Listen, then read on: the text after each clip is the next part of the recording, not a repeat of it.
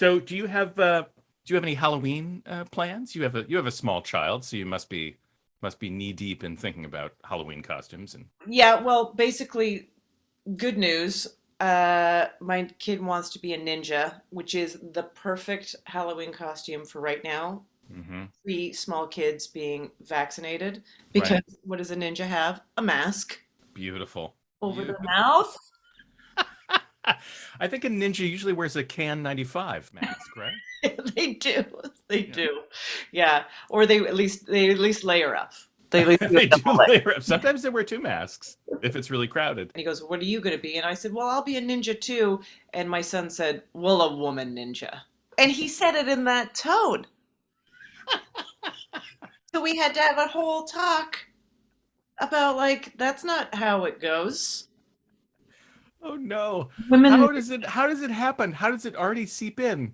What was your best Halloween costume ever? when I was like a teenager, I bought some weird 50s completely sparkly dress and then the makeup wasn't that advanced back then, so I took white glue and put it all on my face and took bottles of glitter and tossed them on my face to make stripes of gold glitter and blue glitter and red. So my entire face was different lines of glitter. And then we had recently had a friend who shot and killed and gave us a couple pheasants to eat. Sure. And my mother had prepared them, but plucked them and saved all the feathers. And so I took white glue and I glued pheasant feathers all through my hair. I mean, this sounds like an amazing costume, but also a huge mistake. I was the fruit of the loom bunch of grapes.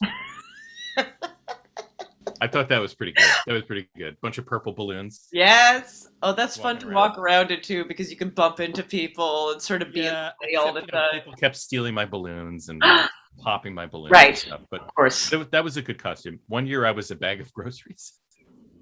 What? I was little enough that I could actually fit my legs into like Oh, a paper bag. So I cut leg holes and put a bunch of empty grocery boxes in there. That was good. that's really cute. And I think my finest one ever was Santa Claus. I went as Santa Claus, which was Interesting. which was very satisfying because everybody was like, because every dumb grown up told the same stupid joke, which was like, "Oh, Santa, you were a little early this year." So I Right. was just like, "Yeah, I'm hitting it. I'm hitting it every time." These grown ups are loving it. People may or may not know this, but the neighborhood that you and I live in Brooklyn can get pretty intense in terms of Halloween decorations. People's front stoops get set up with these crazy dioramas and their They're whole house amazing. gets cut. Someone had a great one where they, again, just very dark, but just bloody hands coming out of like their front fence. That's nice. Yeah.